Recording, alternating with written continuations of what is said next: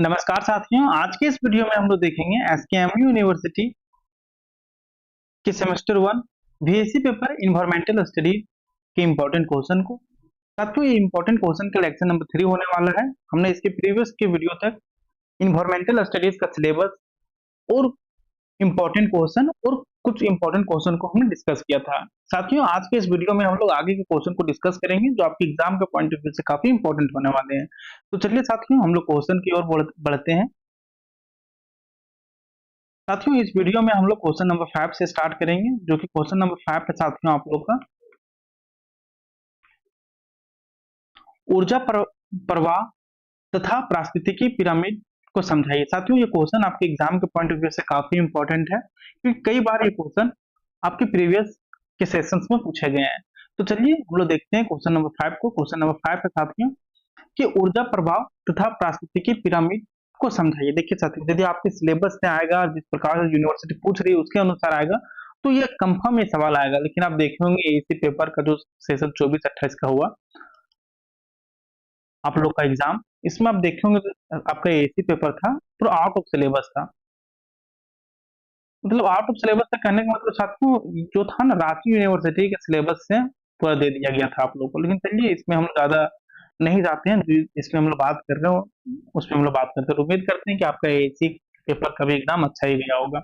साथियों, सबसे पहले वो समझेंगे कि ऊर्जा प्रभाव क्या होता है, इसके बाद हम लोग पारिस्थितिकी पिरामिड को समझेंगे। साथियों, ऊर्जा प्रवाह का मतलब होता है साथियों सूर्य से शुरू होकर एक जीव से दूसरे जीव तक ऊर्जा का जाना। देखिए, ऊर्जा प्रवाह का क्या मतलब है साथियों कि सूर्य से शुरू होकर क्या है, ऊर्जा प्रवाह का मतलब है कि सूर्य से शुरू होकर एक जीव से दूसरे जीव तक ऊर्जा का जाना ही साथियों ऊर्जा प्रवाह कहलाता है, मतलब एनर्जी फ्लो कहलाता है। फिर से समझिए आप क्या है कि सूर्य से शुरू होकर एक जीव से दूसरे जीव तक ऊर्जा का जाना ही साथियों ऊर्जा प्रवाह कहलाता है। साथियों, पारिस्थितिकी तंत्र में जीवन का आधार सूर्य की ऊर्जा होती है। सबसे पहले हरे पौधे सूर्य की ऊर्जा से भोजन बनाते हैं। देखिए क्या है साथियों, पारिस्थितिकी तंत्र में जीवन का आधार साथियों सूर्य की ऊर्जा ही होती है। सबसे पहले हरे पौधे सूर्य की ऊर्जा से भोजन बनाते हैं। देखिए, सूर्य की ऊर्जा से सबसे पहले कौन भोजन बनाता है साथियों, तो हरे पौधे। सबसे पहले हरे पौधे सूर्य की ऊर्जा से भोजन बनाते हैं। किनकी ऊर्जा से? सूर्य की ऊर्जा से। जो इसके बाद है, वैसे भी तो ये सारी चीजें आप लोग पढ़े भी होंगे, जैसे फोटोसिंथेसिस वगैरह पढ़े होंगे उस टाइम। तो क्या है ऊर्जा प्रभाव का क्या मतलब है साथियों कि सूर्य से शुरू होकर एक जीव से दूसरे जीव तक ऊर्जा का जाना ही ऊर्जा प्रभाव कहलाता है। साथियों, पारिस्थितिकी तंत्र में जीवन का आधार सूर्य की ऊर्जा होती है। सबसे पहले हरे पौधे सूर्य की ऊर्जा से भोजन बनाते हैं। इन्हें हम लोग क्या बोलते हैं साथियों? उत्पादक, मतलब प्रोड्यूसर कहते हैं। फिर साथियों ये पौधे शाकाहारी जीव खाते हैं, जैसे गाय हो गया, हिरन हो गया, ये सारे जीव खाते हैं, जो प्राथमिक उपभोक्ता कहलाते हैं। देखिए, उत्पादक कौन कहलाते हैं साथियों? हरे पौधे, जो मतलब सूर्य की किरणें से जो भोजन बनाती है, जो सूर्य सूर्य की ऊर्जा से जो भोजन बनाते हैं हरे पौधे, इन्हें साथियों हम लोग उत्पादक कहते हैं। फिर ये पौधे को साथियों शाकाहारी जीव खाते हैं, जैसे गाय हो गया, हिरन हो गया, और भी बहुत सारे शाकाहारी जीव द्वारा ये पौधे खाए जाते हैं, जो कि प्राथमिक उपभोक्ता कहलाते हैं। साथ ही फिर इन शाकाहारी जीवों को मांसाहारी जीव खाते हैं, जिन्हें हम लोग द्वितीयक और तृतीयक उपभोक्ता कहते हैं। ठीक है साथियों, काफी इंपॉर्टेंट है, फिर से समझिए अच्छे से। देखिए, ऊर्जा प्रवाह का क्या मतलब है, आप ये समझे कि सूर्य से शुरू होकर एक जीव से दूसरे जीव तक ऊर्जा का जाना साथियों ऊर्जा प्रभाव कहलाता है। यहाँ पे क्लियर है साथियों। पारिस्थितिकी तंत्र में जीवन का जो आधार है साथियों, वह सूर्य की ऊर्जा होती है। क्यों सूर्य की ऊर्जा होती है साथियों? क्योंकि सबसे पहले हरे पौधे सूर्य की ऊर्जा से भोजन बनाते हैं। यहाँ तक क्लियर है। फिर जब सूर्य की ऊर्जा से हरे पौधे भोजन बनाते हैं साथियों, तो इन्हें हम लोग क्या बोलते हैं? उत्पादक कहते हैं। यहाँ तक क्लियर है। फिर साथियों ये पौधे को शाकाहारी जीव खाते हैं, जैसे गाय हो गया, बैल हो गया, बकरी हो गया, रुकिए एक मिनट, ये सारे जीव खाते हैं साथियों, तो इसे हम लोग प्राथमिक उपभोक्ता कहते हैं। फिर साथियों ये शाकाहारी जीवों को मांसाहारी जीव खाते हैं, जैसे द्वितीय, जैसे देखिए, जैसे आप सुने होंगे बकरा वगैरह को, तो जैसे मांसाहारी जीव खाते हैं, तो वही है कि देखिए दोबारा खाए जाते हैं तो प्राथमिक उपभोक्ता कहलाते हैं। फिर इन शाकाहारी जीवों को मांसाहारी जीव खाते हैं, जैसे शेर हो गया, लोमड़ी हो गया और भी बहुत सारे ऐसे हैं, जिन्हें साथियों हम लोग द्वितीयक और तृतीयक उपभोक्ता कहते हैं। साथियों जब ऊर्जा एक जीव से दूसरे जीव तक जाती है तो उसमें से कुछ ऊर्जा हर स्तर पर गर्मी, श्रवण और अन्य कार्यों में खर्च हो जाती है। और साथियों देखिए, जब ऊर्जा एक जीव से दूसरे जीव में जाती है ना, तो उसमें कुछ ऊर्जा जो होती है साथियों हर स्तर पर, जब वह पौधे को शाकाहारी जीव खाते हैं उस टाइम, और जो फिर शाकाहारी जीव को जो मांसाहारी जीव खाते हैं उस टाइम, हर स्तर पर साथियों जो ऊर्जा होती है वह धीरे-धीरे घटती है। मतलब अन्य कार्यों में वह खर्च होती है। अन्य कार्य जैसे आपका हो गया गर्मी के कारण या श्रवण के कारण या फिर और भी अन्य कार्यों के कारण यह खर्च होती है। इसलिए साथियों जैसे-जैसे ऊर्जा ऊपर के उपभोक्ताओं तक पहुँचती है, उसकी मात्रा कम हो जाती है। और साथियों जैसे-जैसे या धीरे-धीरे इंसानों तक पहुँचती है या फिर जो मतलब पहुँचती है ऊपर के स्तरों तक, वही है कि इससे जैसे-जैसे ऊर्जा ऊपर के उपभोक्ताओं तक पहुँचती है, उसकी मात्रा कम हो जाती है। साथियों हम यहाँ पर आपको डायग्राम यहाँ पे मेंशन नहीं किए ना, तो हम आपको भी दिखाते हैं, लेकिन हम उम्मीद करते हैं कि आप इससे समझ जाएँगे। साथियों यह प्रभाव एक दिशा में होता है, यानी सूर्य से होकर ऊपर की ओर, ऊर्जा कभी वापस नहीं आती है। साथियों अब बात करते हैं पारिस्थितिकी पिरामिड। ये तो हम लोग बात किए साथियों ऊर्जा प्रवाह के बारे में। अब जो दूसरा था साथियों आपको जो बताने के लिए बोला गया था, वह था पारिस्थितिकी पिरामिड। साथियों पारिस्थितिकी पिरामिड जिसको हम लोग बोलते हैं इकोलॉजिकल पिरामिड, साथियों यह एक त्रिकोण के आकार का चित्र होता है, मतलब इस प्रकार का चित्र होता है साथियों। अब हम बात करते हैं साथियों पारिस्थितिकी पिरामिड की। यह एक त्रिकोण के आकार का चित्र होता है, जो यह बताता है कि पारिस्थितिकी तंत्र में अलग-अलग स्तरों पर जीव की संख्या, उनका बायोमास या ऊर्जा कितनी है। या पिरामिड साथियों 3 प्रकार के हो सकते हैं। पहला है साथियों संख्या का पिरामिड।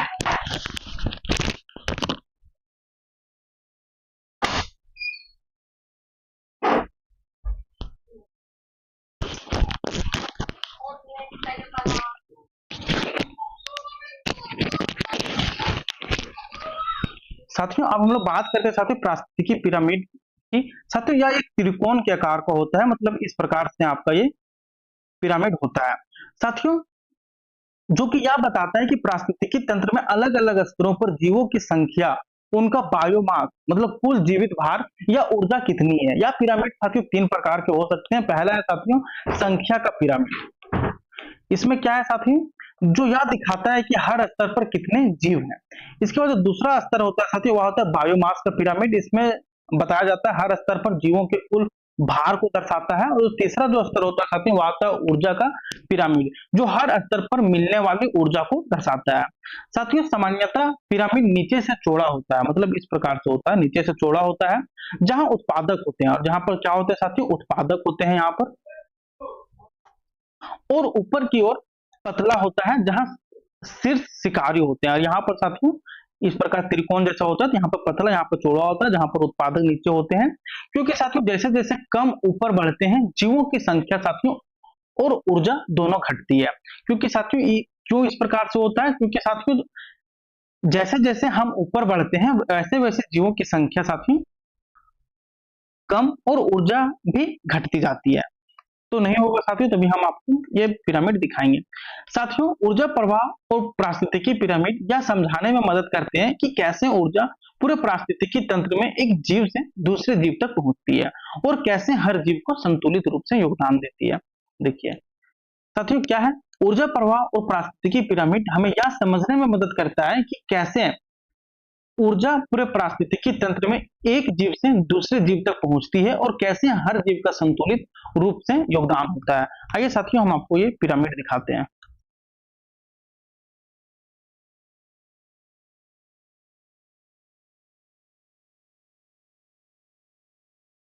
रुक जाइए।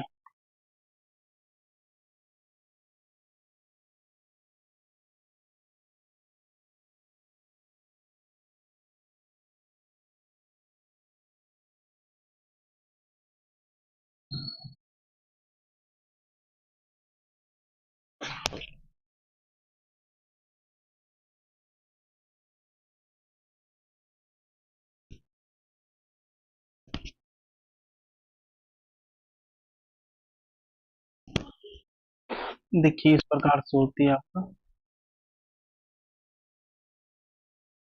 देखिए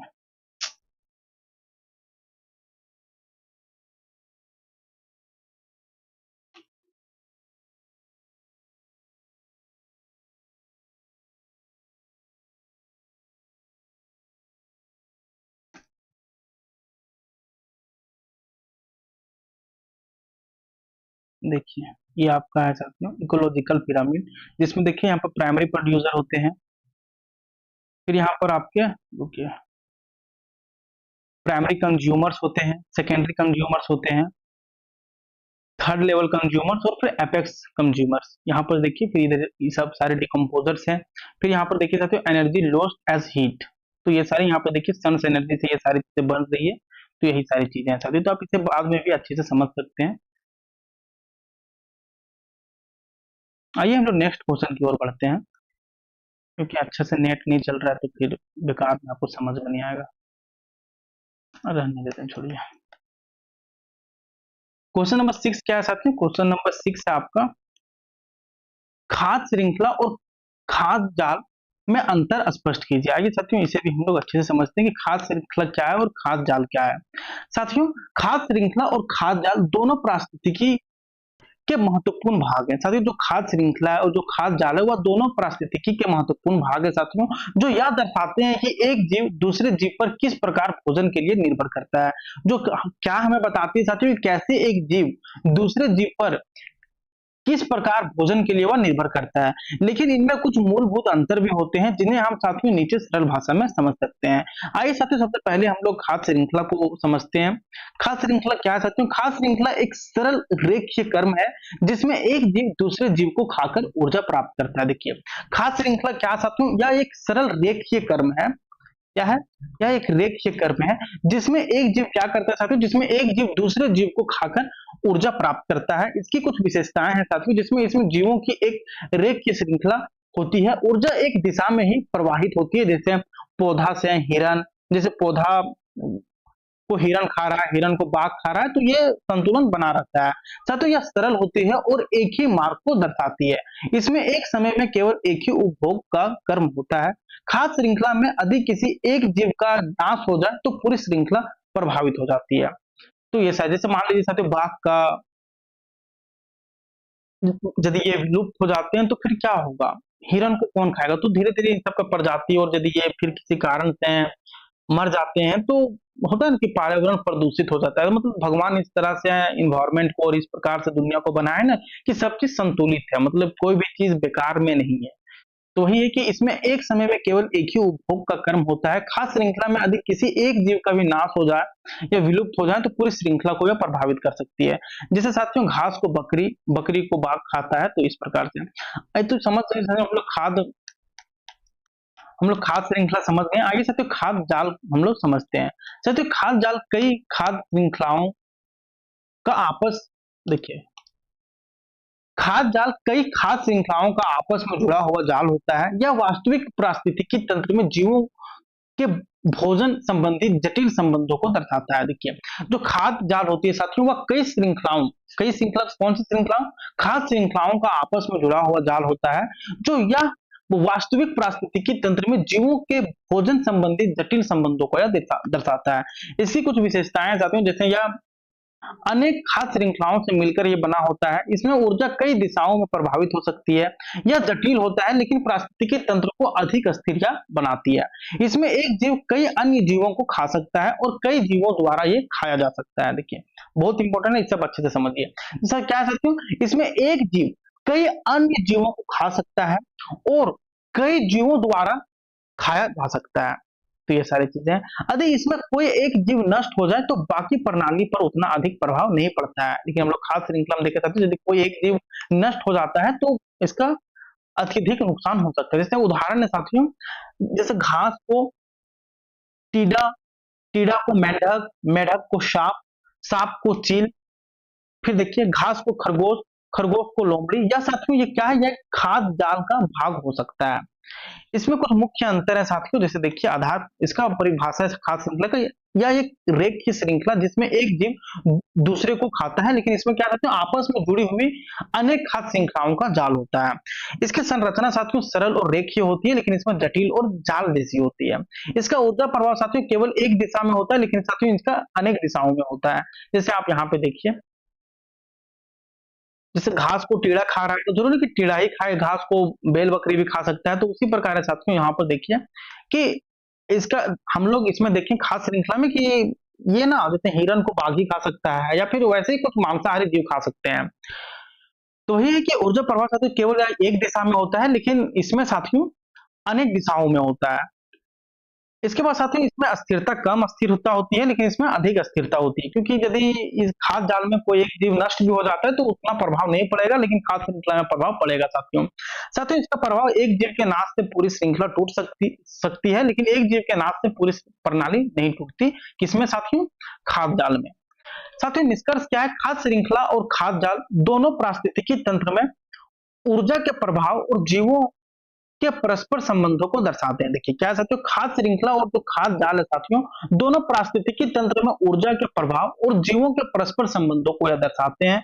खाद्य श्रृंखला सरल होती है, जबकि खाद्य जाल अधिक यथार्थपूर्ण और जटिल होता है, जो पारिस्थितिकी तंत्र की विविधता को बेहतर ढंग से प्रस्तुत करता है।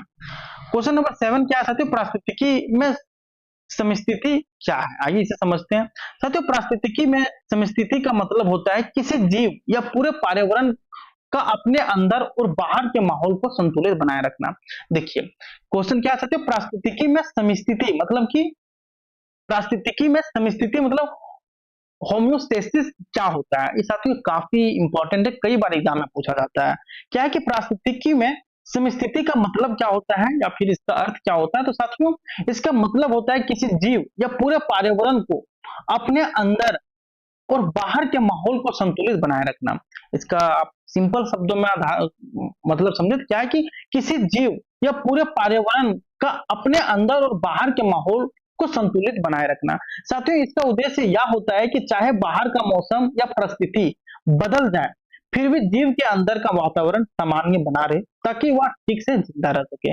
साथियों जैसे हमारे शरीर का तापमान हमेशा लगभग 37 डिग्री बना रहता है, चाहे बाहर ठंड हो या गर्मी। अगर गर्मी ज्यादा हो जाए तो हमें पसीना आता है ताकि शरीर ठंडा हो जाए। इसी तरह साथियों जैसे ठंड में शरीर कांपता है ताकि गर्मी पैदा हो सके। ये होता है ताकि शरीर के अंदर का संतुलन बना रहे। यही साथियों समस्थिति होती है। समस्थिति क्या होती है साथियों?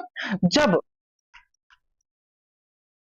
जीव या पूरे पर्यावरण का अपने अंदर और बाहर के माहौल को संतुलित बनाए रखता है। मतलब जब कोई जीव अपने बाहर और अंदर की परिस्थिति को वह संतुलित बनाए रखता है, तो इसे साथियों हम लोग परिस्थिति में समस्थिति कहते हैं। इसका उद्देश्य क्या होता है साथियों? इसका उद्देश्य यह होता है कि चाहे बाहर का मौसम या परिस्थिति बदल जाए, फिर भी जीव के अंदर का वातावरण सामान्य बना रहे, ताकि वह ठीक से जिंदा रह सके। जैसे साथियों हमारे शरीर का तापमान हमेशा लगभग 37 डिग्री सेल्सियस बना रहता है, चाहे बाहर ठंड हो या गर्मी। अगर गर्मी ज्यादा हो जाए तो हमें पसीना आता है ताकि शरीर ठंडा हो जाए। इसी तरह साथियों ठंड में शरीर कांपता है ताकि गर्मी पैदा हो सके। यह सब इसलिए होता है ताकि शरीर के अंदर का संतुलन बना रहे। यही समस्थिति होती है साथियों। साथियों इसी तरह एक झील का तापमान, ऑक्सीजन और पोषक तत्व संतुलित रहते हैं ताकि मछलियां और पौधे अच्छे से जीवित रह सके। अगर यह संतुलन बिगड़ जाए तो वहां के जीव साथियों मर सकते हैं। तो यही होती है साथियों आपका समस्थिति। समस्थिति हर जीव और हर परिस्थिति तंत्र के लिए बहुत जरूरी होती है, क्योंकि इसके बिना जीवन के टिके रहना मुश्किल हो जाता है। इसका काम है बाहरी बदलावों के बावजूद अंदर की स्थिति को स्थिर बनाए रखना, ताकि जीवन सही तरीके से चलता रहे। तो ये था साथियों क्वेश्चन नंबर 7। क्वेश्चन नंबर 8 है साथियों, ये भी काफी इंपॉर्टेंट है कि भूमि क्षरण और मरुस्थलीकरण के कारण और प्रभाव क्या है। तो आइए साथियों सबसे पहले हम भूमि क्षरण समझेंगे क्या है, इसके कारण समझेंगे और इसके प्रभाव क्या क्या हो रहे हैं, ये सारी चीजें। साथियों भूमि क्षरण और मरुस्थलीकरण दोनों ऐसी समस्याएं हैं जो जमीन की उपजाऊ शक्ति को कम कर देती है। इससे खेती, पर्यावरण और लोगों की जिंदगी पर बुरा असर पड़ता है। तो ये था, भी देखेंगे ये सब क्या है, इसका कारण क्या है, इसका प्रभाव क्या है, इन सारी चीजों के बारे में। तो भूमि क्षरण और मरुस्थलीकरण से क्या हो रही है साथियों, कि ये दोनों ऐसी समस्याएं हैं साथियों जो जमीन को उपजाऊ शक्ति को कम कर रही है। इसके साथ खेती, पर्यावरण और लोगों की जिंदगी को भी ये बुरा असर ये डाल रही है। साथियों भूमि क्षरण क्या है? साथियों जब तेज हवा, बारिश या इंसानी गतिविधियों के कारण मिट्टी की ऊपरी उपजाऊ परत बह जाती है या उड़ जाती है, तो उसे हम लोग साथियों भूमि क्षरण कहते हैं। भूमि क्षरण क्या है, फिर से समझिए साथियों, जब तेज हवा से या बारिश से या इंसानी गतिविधियों के कारण मिट्टी की ऊपरी उपजाऊ परत बह जाती है। क्या है कि जब तेज हवा से या बारिश से या इंसानी गतिविधियों के कारण जब मिट्टी की ऊपरी उपजाऊ परत बह जाती है या उड़ जाती है साथियों, तो उसे हम लोग भूमि क्षरण कहते हैं। यह परत पौधों के बढ़ने के लिए बहुत जरूरी होती है। जो परत बह जाती है साथियों, वह जो परत होती है साथियों, वो पौधों को बढ़ने के लिए बहुत ही जरूरी होती है और खेती के लिए बहुत जरूरी होती है, क्योंकि साथियों उसमें बहुत उपजाऊ चीजें होती है। इसके मुख्य कारण क्या है साथियों? सबसे पहला जो कारण है साथियों वह है जंगलों की कटाई। लोग सिर्फ जंगल को काट रहे हैं साथियों, पेड़ लगाने के नाम पर कुछ नहीं। अधिक मात्रा में खेती करना, और अधिक मात्रा में खेती कर रहे हैं चलिए वहां पे ठीक है, लेकिन वे केमिकल का यूज ना करें। जितना हो सके साथियों काव डंग वगैरह का यूज करें, जिससे खेत में कोई भी प्रभाव नहीं पड़ेगा। इसके बाद साथियों ढलान वाली जमीन पर सीधी खेती, और साथियों जो जमीन ढलान है उस पर वे डायरेक्ट खेती कर रहे हैं। तेज बारिश का बहाव, तेज हवा चलना, विशेषकर सूखी जमीन पर, और जानवरों का अधिक चरना, तो ये सारी चीजें साथियों है भूमि क्षरण के कारण। इसका प्रभाव क्या क्या हो रहा है साथियों, कि मिट्टी की उपजाऊ शक्ति कम हो जा रही है इन सब से। फसलों की जो पैदावार है साथियों वह घट रही है सालों ब साल। नदियों में गाद जमा हो जाती है और बाढ़ और सूखा जैसी समस्याएं बढ़ जाती है। साथियों पारिस्थितिकी संतुलन इससे बिगड़ रहा है। इसके साथ मरुस्थलीकरण क्या है, पहले इसे समझिए, इसके बाद कारण देखेंगे, इसका प्रभाव भी देखेंगे। साथियों जब उपजाऊ जमीन धीरे धीरे बंजर या रेगिस्तान में बदलने लगती है, तो इसे हम लोग मरुस्थलीकरण कहते हैं। इसमें जमीन पर कुछ भी उगना बंद हो जाता है। देखिए मरुस्थलीकरण साथियों बहुत बड़ी समस्याएं होती जा रही है। क्यों होती जा रही है? सारी चीजें साथियों इंसान की गलतियां हैं, और जो इतना प्रदूषण फैल रहा है सब वही चीज का कारण है। तो मरुस्थलीकरण क्या है साथियों, कि जब उपजाऊ जमीन धीरे धीरे बंजर या रेगिस्तान में बदलने लगती है, तो इसे हम लोग मरुस्थलीकरण कहते हैं। तब क्या है साथियों, जब उपजाऊ जमीन, कौन सा जमीन, जब उपजाऊ जमीन धीरे धीरे क्या होने लगती है, बंजर या रेगिस्तान में बदलने लगती है, तो इसे साथियों हम लोग मरुस्थलीकरण कहते हैं। इसमें जमीन पर कुछ भी उगना साथियों इसमें बंद हो जाता है। इसके कारण क्या क्या है साथियों? इसका कारण सबसे पहले साथियों भूमि क्षरण का लगातार होना। भूमि क्षरण मतलब जो ऊपरी सतह है जिसमें उपजाऊ मिट्टी है उसका बह जाना। बहने का कारण हो सकता है कि अत्यधिक बाढ़ हो। अत्यधिक बाढ़ से क्या, देखिए अत्यधिक बाढ़ तो चलिए फिर भी यदि पेड़ पौधे हैं तो बाढ़ भी आएगा तो मिट्टी को बहा के नहीं ले जाएगा, क्योंकि पेड़ पौधे तो मिट्टी को एकदम जकड़ के रखते हैं जड़ों से। और तो पहला जो कारण है मरुस्थलीकरण का, वह है तो भूमि क्षरण का लगातार होना, जिसमें हम लोग कारण देखें भूमि क्षरण का। इसके वजह से पेड़ों और जंगलों की कटाई एकदम अत्यधिक मात्रा में हो रही है। जमीन का अत्यधिक उपयोग और सिंचाई के कारण हो रही है। पानी की कमी और बार बार सूखा पड़ना, ये सारी चीजों के कारण, और जलवायु परिवर्तन और गर्मी का बढ़ना। हो सकता है साथियों कि इसके उपाय भी आपसे पूछ लिए जाए तो आप लिख सकते हैं, कोई दिक्कत नहीं। इसके प्रभाव क्या क्या पड़ने सकते हैं? जमीन पर पूरी तरह बंजर हो जा रही है, पानी की कमी और सूखा बढ़ता जा रहा है, लोग और पशु पक्षी पलायन करने लगते हैं, पौधों और जानवरों की कई प्रजातियां समाप्त हो जाती है, मौसम में असंतुलन और पर्यावरण में गिरावट आती है। अभी तो नहीं लग रहा है हम लोग को भी झारखंड में, लेकिन देखिएगा यदि यही हाल रहा तो बहुत जल्द ये सारी चीजें होंगी। इसके बाद क्या कहते हैं, भूमि क्षरण और मरुस्थलीकरण हमारे पर्यावरण और जीवन के लिए गंभीर खतरे हैं। साथियों जो भूमि क्षरण है और जो मरुस्थलीकरण है साथियों हमारे पर्यावरण और जीवन के लिए एक गंभीर खतरा है। ये जमीन की उर्वरता को खत्म कर देते हैं और लोगों की आजीविका को भी प्रभावित करते हैं। और साथियों ये दोनों है साथियों, जो भूमि क्षरण और मरुस्थलीकरण, ये जमीन की उर्वरता को साथियों खत्म कर देती है और लोगों की आजीविका को भी यह प्रभावित करती है। इनसे बचने के लिए पेड़ लगाना, मिट्टी का संरक्षण करना और जल का सही उपयोग करना जरूरी है। कैसे होगा? मतलब ओवरऑल साथियों हम लोग अपना इन्वायरमेंट को साफ रखें, ज्यादा से ज्यादा पेड़ पौधे बचाएं और धुएं वाले गाड़ियों वगैरह से बचें, तो सारी चीजें सही हो सकती है। इसके बाद क्या कहते हैं, क्वेश्चन नंबर, बांध निर्माण और खनन का पर्यावरण पर प्रभाव समझाइए। देखिए ये भी साथियों आजकल देखते होंगे कि लोग बांध बना रहे हैं। ठीक है, बांध बनाने से क्या हो रहा है कि आर्थिक समस्याएं ठीक हो रही है और लोग उसमें कुछ बिजनेस वगैरह कर रहे हैं तो चलिए ठीक है रहा है, लेकिन इससे क्या हो रहा है कि मान लीजिए बहुत को बांध बना रहे हैं, तो बांध बनाने के चक्कर में वहां के पूरा मिट्टी कटाती है, वहां के पेड़ पौधे कटाते हैं, तो पूरा मिट्टी पूरा लूज पड़ जाती है। अभी आगे देखते हैं हम लोग क्या है। तो बांध निर्माण और खनन का पर्यावरण पर प्रभाव समझाइए, तो आइए देखते हैं हम लोग। साथियों, बांध निर्माण और खनन दोनों मानव द्वारा किए गए ऐसे काम हैं जिनसे आर्थिक विकास तो होता है, लेकिन इसका पर्यावरण पर भी गहरा प्रभाव पड़ता है। देखिए, जो बांध निर्माण और जो खनन है साथियों, दोनों मानव द्वारा किए गए ऐसे काम है जिनसे आर्थिक विकास तो हो रहा है, नो डाउट है, लेकिन इसका पर्यावरण पर भी गहरा प्रभाव पड़ता है। नीचे इन दोनों के पर्यावरण प्रभाव को समझाया गया है, आइए हम लोग इसे एकदम आसान भाषा में समझते हैं। पहला है साथियों, बांध निर्माण का पर्यावरण पर प्रभाव क्या है। पहला जो प्रभाव है साथियों, वन क्षेत्र का नुकसान हो रहा है। बांध बनाने के लिए बड़े बड़े जंगलों को काटा जा रहा है, जिससे पेड़ पौधे नष्ट हो जाते हैं और जानवरों को प्राकृतिक घर छीन जाते हैं। देखिए साथियों, क्या है, बहुत ही बांध बनाने के लिए साथियों बड़े बड़े जंगलों को काटा जाता है, जिससे क्या होता है, पेड़ पौधे तो नष्ट होते ही है, इसके साथ साथ साथियों जानवरों का प्राकृतिक घर भी छीन जाते हैं। साथियों, मान लीजिए बहुत बड़ा जंगल कटा रहा है, तो वहां का जो पूरा इकोसिस्टम है साथियों, जो वहां का पारिस्थितिकी तंत्र है पूरा बिगड़ जाता है। इसके बाद साथियों जलवायु पर यह असर डालती है। जब जलाशय बनता है तो आसपास का वातावरण बदलने लगता है, नमी बढ़ जाती है और तापमान में भी बदलाव आ जाता है। इसके बाद साथियों जलीय जीवन पर प्रभाव। बांध के कारण नदियों का बहाव रुक जाता है, जिससे मछलियां और अन्य जल जीवों की जीवन शैली प्रभावित होती है। चौथा है साथियों मानव विस्थापन। बांध बनने से आसपास के गांव जलमग्न हो जाते हैं और लोगों को अपना घर छोड़ना पड़ता है। पांचवा जो है साथियों वह है मिट्टी और कृषि पर असर।